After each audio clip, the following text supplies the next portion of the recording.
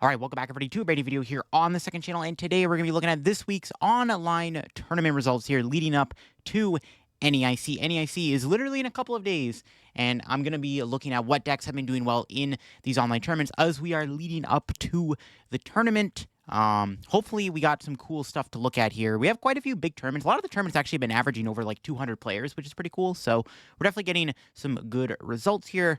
This is, I think, going up on a Wednesday, so I will have to see what happens in the next 2 days, because I'm going to be, well, by the time this goes up, I'm already going to be in New Orleans, ready to compete. But if y'all are new here to the second channel, make sure to subscribe down below, and if you go on to enjoy the video, leave a like. I'll leave a link to play.limitless down below if you want to go play in any one of these online tournaments for yourself. There's like a free new one every single day, so if you want to get that last minute NAIC testing, I'll leave a link to Limitless. You can play in an online tourney for yourself. So the first one we got here is the Jester's Weekly, which was won by our Chaladon. I mean, this deck seems pretty good right now. I think this deck actually is a solid deck in the meta. The idea of playing Venture Bomb with Archaladon is really cool because you can do more damage, but it also lets you use Monkey Dory. Actually pretty good into Gardevoir, because instead of playing Jamming Tower, you can use Venture Bomb to knock stuff out. Yeah, the deck's cool. I like the idea of Hero's Cape. Archaladon could play like almost like any of the ace specs, like Max Belt, Prime Catcher, Scoop Up Cyclone, but Cape is cool, I guess, especially if you're kind of tanking hits with Monkey Dory. I guess like Monkey Cape does fix a lot of the awkward math. That would probably be, why there's only one Turo in the deck, but this deck did win a decent-sized online tournament, was able to beat, surprisingly, Sarah Ledge in the finals, which is crazy. I mean, Sarah Ledge is cool. It's like, go fast, hit hard, discard energy. I mean, it's a pretty simple deck. But it's a cool deck, and it's cool to see it was able to make the finals of the tournament. I mean, Sarah Ledge could be good one day. The potential is definitely there. We're just waiting for it. But it's neat that it was able to get second. It did lose to the Archaladon deck, which, I mean, you can't really hit Archaladon for weakness, which I guess is like a bit of an issue, but cool to see nonetheless. Poltnor made the top 4. I think this is like everyone's like expected best way to play Polt right now. I'm not surprised to see people trying to see if Dragapult Dusknoir is good in our current format, because like I said, this deck does seem pretty well positioned heading into NAIC. I mean, if you're going to play Dragapult this weekend, I think the Dusknoir variant here is probably the best one to go with, but I definitely don't hate Poltzard either. I think like the straight Dragapult build is just not as good right now. I think you got to play the Dusknoirs. You just have a better time in a Gardevoir and Grimmsnarl, which are two decks I don't want to be taking losses to. But yeah, I'm not surprised to see it do well. Neo Upper is the aspect's interesting over Unfair Stamp. I think Stamp will still be fairly common in Dragapult, but Neo Upper definitely could be a thing if the decks are getting a little bit quicker. Then we have another Guardy deck here in top 4, or at least our first Guardy anyways. This one does have the Screamtail and the Drifloon. Not really anything too crazy. There's no Shaman, but there is the Gravity Gemstone, which I guess you could do some cool plays with Screamtail. You can like trap stuff with Gemstone, like counter catcher trap Fez with Gemstone, and then snipe stuff from the bench. It's not a bad idea. Seems like it could have been pretty good last format before Shaman, but I do expect a lot of decks to play Shaman this weekend, but, maybe there's something to the idea of that. We got another Dragapult Dusknoir here in the top 8. This one also was playing Neo Upper Energy as the A-Spec over Unfair Stamp.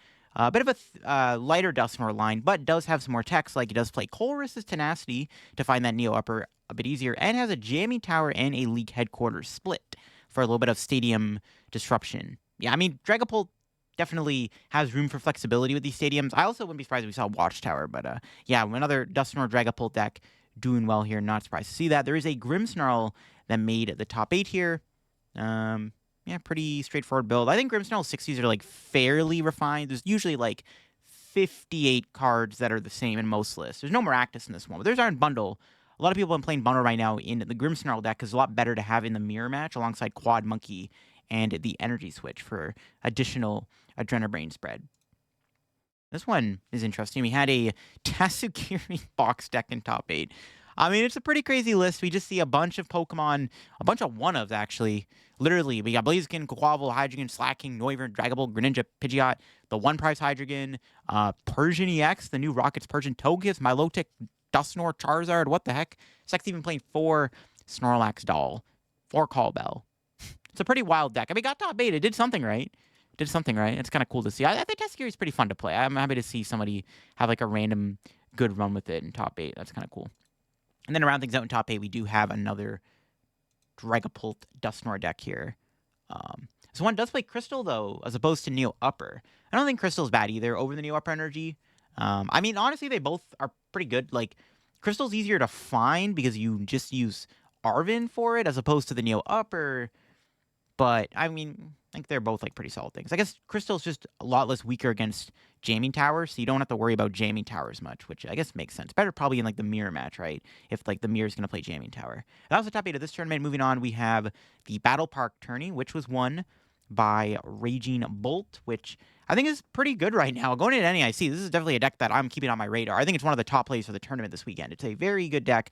Not surprised people are probably just playing it online to test for NAIC. Pretty good 60. I mean, most bold lists are probably going to look like this. They got the Judge in there, the Stadium Split, Area Zero, Jamming Tower. They're going to be putting Iron Leaves back into the deck to help a little bit more against Grim. Yeah, pretty clean list. Won the tournament. Was able to beat, it looks like, was it a Walls deck I saw? I saw, like, yeah, it was like, oh, it's Terra Box. Oh, yeah, it was like a Terra Box type deck here. I mean, I guess it's Terra Box, so there's no owls in the deck. It's playing the Ogre Pawns, except for the Fire one, because that one's bad. But we got the Corner, the Wellspring, and the Teal Mass. So this is more of like a attacking big basic deck, I guess, more than anything else. Interesting that it made it this far in the tournament. It made it to the finals. Yeah, I would assume Raging Bull would be tough for this deck. There's not really any good attack. I mean, I guess you have Clefairy, but you have so many 2-prizers. You literally have to start Iron Bundle and hope your opponent... I mean, they're always going to take the first 2 prizes, probably, which is, I think, what made the matchup kind of tricky. It's an interesting archetype, though. We got Pulsar in the top 4. Yeah, I like this list. The Shiu's interesting. There's so much Goldango right now in the online tournaments that, like, it makes sense to play Shiu. I actually don't think Shiu is very good in the deck. Like, if I'm playing Pulsar personally, I would rather just not play a Shiu to randomly tech for Goldango. I mean, this deck seems good for NAIC. I think this is, like, the next best Dragapult deck behind the Dusknoir build. A deck that I've been testing a bit for NAIC myself. I really am interested in this deck. I think Charizard's really good for this weekend, mainly because there's going to be a lot of Raging Bolt and stuff, and Gardevoir I think is still going to be out there, and Charizard does help in those matchups quite a bit, and then obviously cleans out a little bit more of the Grimmsnarl matchup. The matchup is still tough, but Charizard does help a little bit more in that matchup for sure. Yeah, like it. Pulsar's pretty solid. Not a bad deck. And was able to make the top 4, and then we had, it looks like a control deck in top 4, so people are still trying to make Pidgeot control work. There's actually been a few control decks. We might be looking at another one in this video. There's like another one going around that's not playing Pidgeot, it's actually playing Zoroark. But this is like an old school, like a classic control deck here from last format. We just see all the one-ofs with the Shiu, the Bear. There's like a Turtonator in here. It discards energy from the active Pokemon with its attack. See, use it against Dragapult, get rid of Luminous Energy. You got a Retreat Locks to the Widow. Genesect, Tinglu EX is even in the deck for Ability Lock, Hitmonlee. This is like an insane pile, but these control decks are always piles. This is like crazy pile. There's even an Iron Thorns in the deck for more Ability Lock. That's crazy. Did pretty good in the tournament. Got all the way to top 4. So, who knows? Maybe we'll see control come back one day. I don't know if it beats Grimmsnarl, though, or Dragapult. I guess you have to like really tech to beat those matchups. And we got Dengopult here. This deck has been doing really good in online tournaments the past like week or so. Not sure how this will translate to NAIC, but this build looks solid. Got double Jamming Tower, double Pokegear. Just good consistency in the deck with the double gear. The Jamming Towers are good. Obviously, Jamming Tower is really good against Grimmsnarl and Gardevoir. It's a very strong card in general. Like, being able to put a Jamming Tower in play sometimes randomly wins you games. It can happen quite a bit. I mean, Jamming Tower might be the way to go for NAIC. We got a Guardy here in top 8. Someone's got the Shaman, the Drifloon, Secret Box, double Team Evo. Yeah, pretty simple stuff. Looks like a pretty good Guardy 60 for NAIC for sure. Gardevoir still doing Guardy things. I guess it'll like be like important. Like, are they gonna play Shaman? I don't think Rabsca is gonna be common in Guardy. We had another Pult here. This one was Dragapult with a 1/1 Frostlass. This is like straight Dragapult, but it did incorporate that Frostlass for a little bit of extra spread. I don't hate the idea of that. I've thought of that myself. Like, I've tried Dragapult Frostlass before, obviously where it's like more of a Frostlass heavy deck. But the idea of putting it as a 1/1 line doesn't seem bad. It's kind of like if you're playing Grimmsnarl, you're just putting in that extra little bit of spread. Because you could play Grimmsnarl by itself, but then it wouldn't be as strong when you combine it with Frostlass and Munkidori. You're putting more damage on the board. And this Dragapult deck does something similar, except it puts even more damage on the board than Grimmsnarl because your attack Phantom Dive is a lot stronger. That's a very interesting approach to Dragapult. Then you have the Devo in there, which I'm sure can come up. Then we have an Ethan's Typhlosion in top 8. I know a lot of people really want this deck to do good. Very straightforward approach. Nothing too crazy going on. There's a 1/1 to Dunsparce for the draw. There's no Pidgeot, no Dracloak. Just the Dunsparce is a 1/1 line. It does have a Cleffa, though. A couple of Victinis, got Gravity Mount in there to help a little bit against those big Stage 2 decks. I'm be interested to see if Typhlosion does what NAIC. Be interested to see it. It was able to make top 8 in this tournament. All right, we got the Tournament of Doom. This was the biggest tournament of the week. This tournament got like 400 plus players in it. It was crazy. This is a pretty important one. These results are a lot more important to look at, in my opinion, just because of how big this tournament was. The deck that won it once again, happened to be Raging Bolt, which, like I said, this deck is just super broken right now. I think this is one of the best decks for NAIC, and one of the main reasons why it is because it's just so dang powerful. Yeah, Raging Bolt just seems nuts. It won the tournament. I'm not surprised it won, like, the biggest tournament of the week. Not surprised at all. It won 2 tournaments so far. And it won the biggest one, like the 400-plus player tournament. I'm not surprised to see it take it down. In fact, it was so good that it was in the mirror in the finals. So no matter what Bolt was winning this tournament, another mirror match. Almost was, like, close 60s. They both had, like, counter catcher. Yeah, pretty similar, like, list here. But, like, Raging Bolt's another deck where, like, the 60 has kind of already been established, I feel like. Or at least, like, 59, 58 of the cards have been figured out. There's a Joltik box in top 4 here. Also, this one's got the Genesect in the deck. And it plays a Watchtower, which is interesting to slow down the Raging Bolt matchup a little bit, which is already, like, a pretty bad matchup, I want to say, because of, like, the Koraidon and the Slitherwing or whatever. They have, like, the fighting Pokemon that can be really bad for you, obviously. The Slitherwing knocks your Pikachu and stuff. They can 2-2-2 you fairly easily, but Joltik box still seems good. The Genesect probably just there to help against the Goldengo matchup a little bit, which is already decent, but the Genesect makes it even easier to beat. We had a Team Rockets Mewtwo deck in top 4. Did squeeze in a couple non-Rockets Pokemon. We see a Fez and a Clefairy in the deck alongside the Maximum Belt as the A-Spec, which I do like. I think Mewtwo should probably play, like, Max Belt as a damage modifier. I've been liking it a lot personally just because it's a lot better into the Stage 2 decks like the Dragapulse and the Guardies. And it had the Clefairy in there to make the Dragapult matchup even easier. And the Fez. I don't hate the idea of Fez. I mean, you would think the Team Rocket engine was so strong that you'd be able to not brick, but believe me, the Rocket deck is kind of bricky, except because you don't really play draw. Like, you're relying heavily on these supporter cards. You don't have draw on board usually. So I like the idea of maybe squeezing a Pheasantipity in the Team Rocket Mewtwo deck. I don't hate the idea of that. It was able to do well in this tournament. Again, pretty big tournament, so definitely an interesting result for sure. We had Dragapult Charizard in the top 8. This one also playing stuff like Cleffa. It's got Shaman, Budew. Bit of a thinner line of Dracloak, though, 4-3-2, but it does have double Watchtower, so trying to be a little bit more aggressive against stuff like Raging Bolt and the other, like, Terra decks. I'd say Flareon. We haven't really seen a Flareon deck yet, so who knows. Got Grimmsnarl in top 8 here also. Pretty simple list. There's no Maractus in this one, though. But, yeah, it's got the E-Switch, the Quad Monkey Dory. No Iron Bundle or anything. No extra, like, tech Pokemon. Just, like, straightforward, consistent list, I guess. It's just the best way to go about Grimmsnarl. We had a Garchomp in top 8. Cool. It's got the Monkey and the Rose Raid package. I like it. This is my favorite way to play Garchomp, is with Monkey and Rose Raid. We'll be looking at another Garchomp deck in this video. This deck has potential, man. I think somebody will make day 2 at NAIC with it. I want to see it do better than, like, a day 2. Like, at least give it, like, a... Hopefully someone can make a top 64 run. Someone's got a cash with Garchomp this weekend. It's an interesting list, though. It's got Unfair stand for the A-Spec, and then a couple Carmine in there to be a little bit more faster, turn 1, I guess, and a couple Budews also to slow down the opponent while you kind of build up your Chomps. I don't hate the idea of that, actually. Don't hate the idea of that kind of approach to Garchomp. We got another Raging Bolt in top 8. So a lot of Raging Bolt. Again, this deck looks insane going into NAIC. It's going to be a big deck for this tournament, and I'm not surprised to see another Raging Bolt in the top 8. So, like, 3 of the top 8 decks are Raging Bolt. Bolt's pretty good, folks. You definitely want to make sure you're beating Raging Bolt this weekend at NAIC. And then the last deck... No, that was the top 8. Okay, never mind. I'm trolling. I thought there was more decks. Yeah, I just can't count. Okay, so there you go. That was the Tournament of Doom. Again, the biggest tournament of the week. Highlights, Raging Bolt did really, really well. We can go to the Grace Pokemon League tournament also, which was won recently by Raging Bolt. Just winning all the tournaments, man. Raging Bolt is winning all the online tournaments. This deck is going to be big, folks. It's going to be big.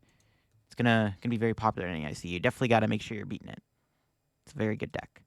All right. Did beat Polt in the finals.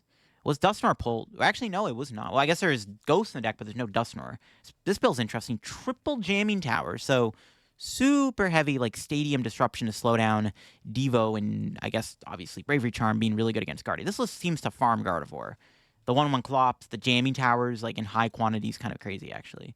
But you're probably going to have a bad Bolt matchup, as we saw.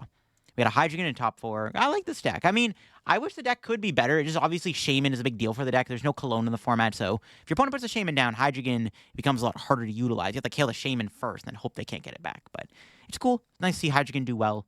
I don't think it's a great play for NAIC or anything. I am the deck's, like, not good at all. Like, it doesn't really beat Grimmsnarl, probably, if they play a Shaman, and then you're probably not beating Raging Bolt, which is, like, an atrocious matchup that's popular now, right? It's cool to see it, though. We had a Moon deck in the top 4 here, too.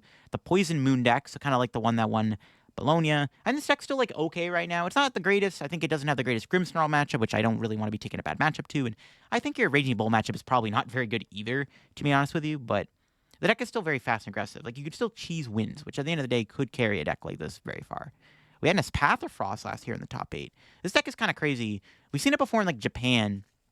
Pathra can be very annoying because it provides the ability to make your opponent have to play an extra energy to attack, so this can be a lot more useful in other matchups where your opponent needs only like 1 or 2 energy to attack you. All of a sudden, they need even more now, and if they lack energy acceleration, the ability is really annoying, especially alongside Triple Badu, Double Devo. This deck seems kind of sneaky. I guess Pathra would be a bit better against Grimmsnarl because you have a Grass attacker, but then you have Flittle, which is a lot weaker to Devo, so you kind of get wrecked harder by Devo, actually. So I don't know. Maybe the deck's cool. I mean, it did get top 8 in the tournament. We do see another Grimmsnarl. This one does have the Maractus and the bundle. So all the little tech cards, the Shaman, the bundle, and the Maractus in this Grimmsnarl list here. It'll be interesting to see what Grimmsnarl lists are going to play going into NAIC. Like, I would expect most of them would be playing Maractus. Like, if I'm going to NAIC, I'm definitely not, I'm not teching for Maractus, but I'm going to play around Maractus, even if I don't know if my opponent has it or not, because I'm expecting Grimmsnarl lists will play it. Another Raging Bull in top 8. Not surprised by that. Just, deck's broken, man. It's a broken deck. And then finally, we have another Garchomp in top 8. Been making all the top 8s. Once again, just playing the Rosemary Double Monkey. Kind of like the list we just looked at. It's got the stamp in there, the Watchtower. No Carmine, though. This one does not play the Carmine in the deck, so that's like the one big difference. But yeah, cool stuff. Another Garchomp deck doing well is always cool to see. I have faith in that deck, man. All right, then we got the Sunny's Weekly. This one we had a lot of Goldengo do well. Goldengo won in the tournament. It was the Goldengo Dragapult. Well, it's not even Goldengo Dragapult. It's Goldengo with a couple Terracloaks in the deck for more draw. The tech card in this deck is the Watchtower, and the Picnic Basket. Watchtower is nice against Raging Bolt, and then maybe it fixes your Flareon matchup by like a little bit. And then obviously Picnic Basket is really good against Grimm and Dragapult, respectively. So I've been seeing a lot of people trying to Picnic Basket and Goldengo. It's not a bad card for sure. Is it worth playing, though? I don't know. We have another Pango deck. This one does play the Dragapult. So, yeah, it's not just Dracloak. There's Dragapult. I think if you're going to play Pango, like, I think it is worth it to play Dragapult. Dragapult is really good. It just, believe me, as somebody who played the deck to Milwaukee, I didn't think I was going to use the Dragapult that much. At Milwaukee Regionals, I used Dragapult a ton. It won me every game that was close or that I think I couldn't win otherwise. Literally, the only reason I won the game was because of Dragapult. Trust me. Dragapult is worth playing in your Pango decks, folks. Don't cut that card. That card is broken. But yes, Dragapult Goldengo doing well. It's been winning a lot this week, man. This deck is on fire right now. And we got another one in top 4. Like, 3 of the top 4 decks for Dengo Pull. Look at that. This one's got the double jamming. The Lee Wheelis. Pretty sure it was Lee Wee himself playing the deck. Yeah. He's been, like, the one, like, crusading the Pango deck right now online, basically. He's been, like, preaching it. Crazy enough, Toadscruel made top 4. This deck probably would have won the tournament, to be honest with you.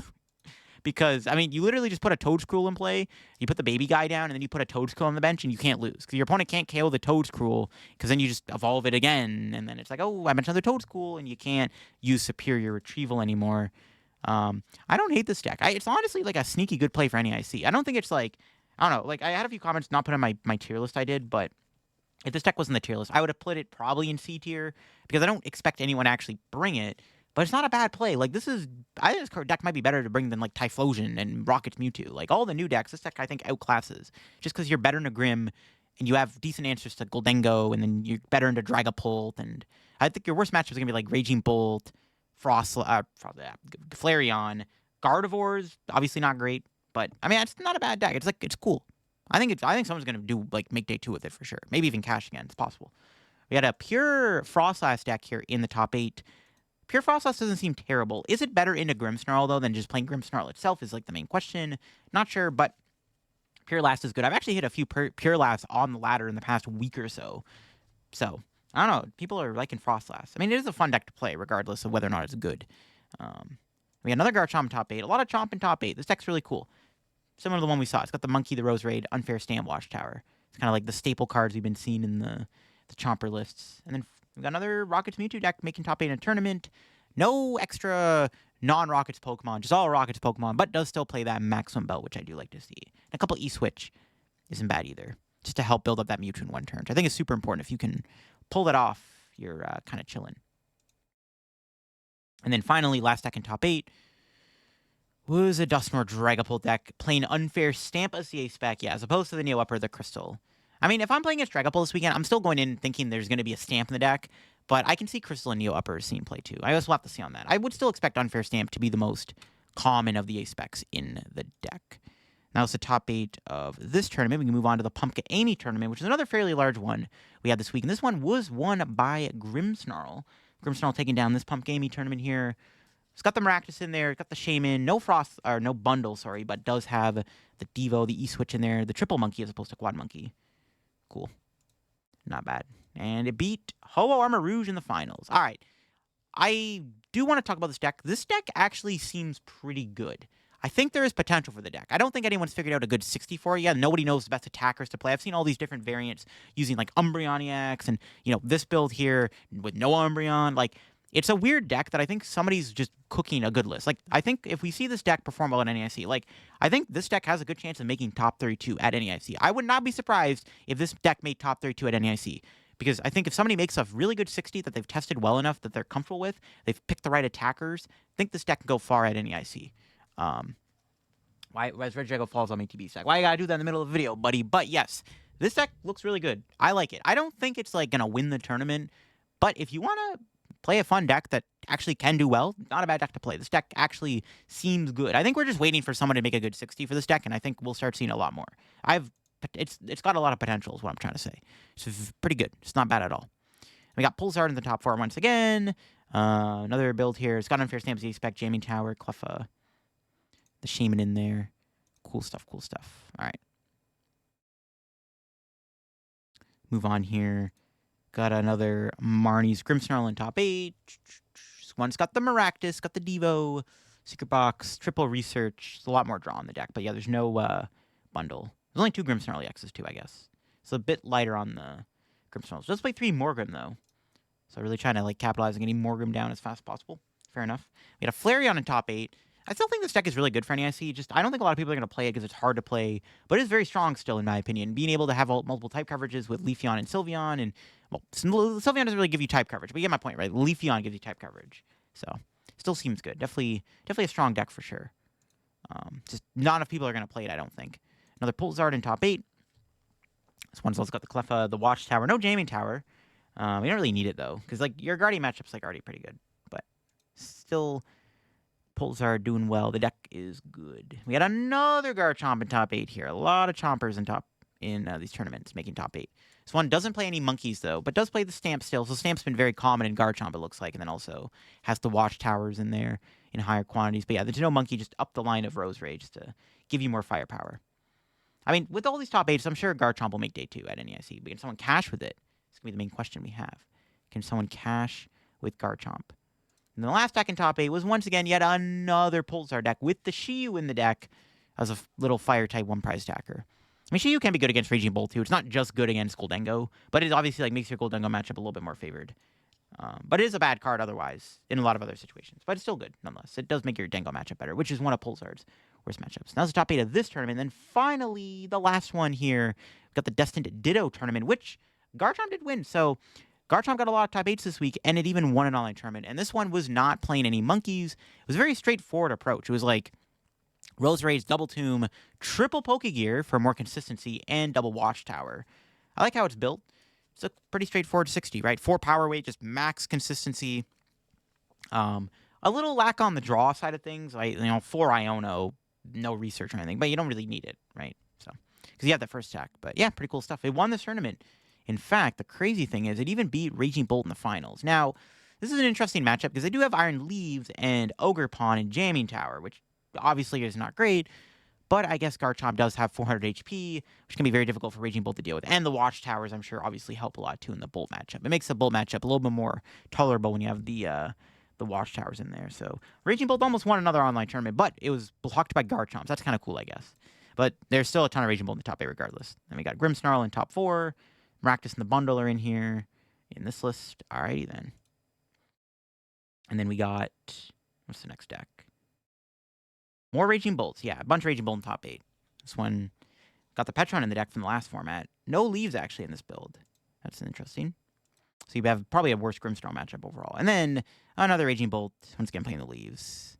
Playing a Picnic Basket, too, for a little funny tech card for the Grim matchup. And I guess against Polt, it can come up. Picnic Basket could be good for NAIC, man. It might be a card you might want to consider playing your decks this weekend. We had another Dragapult deck here. This one was Dragapult Crobat. So instead of playing the Ghosts, got the Bats in there for a little bit more spread, and playing a Scoop Up Cyclone in the deck to reuse the Crobats, alongside having a Turo in the deck with that Cyclone to reuse Crobat. I definitely want to try this deck, though. Every time I post Dragapult video, people are just getting sick of seeing it. But it's a deck I do want to try. I still have to make a video on Crobat. And this Crobat Dragapult deck looks pretty solid. It's a good starting point. Lot of spread in the deck. The Halucha still and the Monkey in there, so you have even more spread on top of the Bat line. And the Bats can attack, too. You got the Rocket Energy in there, too, so the Bats can also attack. So that's cool to see. Slowking makes top 8. I mean, look, this deck is really cool to play, but you literally just have to pray your opponent doesn't put a Shaman in play for this deck to actually work. I mean, yeah, you can. I guess you can still up trade against other 2-prize decks, because you can still use, like, Gigas and Conkeldurr and Annihilate, but I think part of what makes this deck so strong is the ability to abuse Kyurem. Still cool it made top 8 nonetheless. It's a fun, little cool deck. I'm happy to still see it do well, but I wouldn't really take this deck too seriously, because I think too many of the top decks are just playing Shaman right now, which makes those matchups even harder. And then finally, in the last spot in the top 8, we had yet another Grim deck, but this one did not play the Maractus. It does have Lucky Helmet, though. That's an interesting tech card, actually, to make the deck less bricky. That's cool, actually. Interesting idea.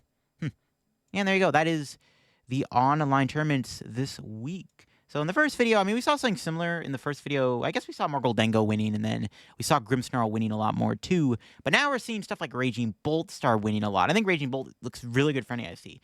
I'll have more of my NAIC predictions later on. But one thing to note about this was the Grimmsnarl list and how many of them were playing stuff like Maractus. Like, if I'm playing against Grimmsnarl this weekend, I am going to play around Maractus a little bit, because I would expect that they will be playing one. So it's interesting to see what, like, if the lists are running the Grim or not. Or the Maractus, sorry. Yeah, they're playing the Maractus. But still, cool results nonetheless. I think the main takeaway, Bolt winning a lot. Bolt's going to be big for NAIC. Pulsar, honestly, I think I saw more Pulsar than Dragapult Dusknoir, which is kind of crazy. We did see some Garchomp, too. It's cool to see. I don't think Garchomp's like a super meta deck, but it's cool to see it nonetheless. And, you know, a bit more Goldengo, Joltik Box, Gardevoir, stuff like that. But yeah, there you go. Those are the results for this week. I think a lot of these results really are just people testing for NAIC and trying to figure out good 60s. Like I said, I think Bolt will be very popular at NAIC. Very, very popular. It's a chance it could be the most played deck, to be honest, besides Dragapult. Definitely going to be big.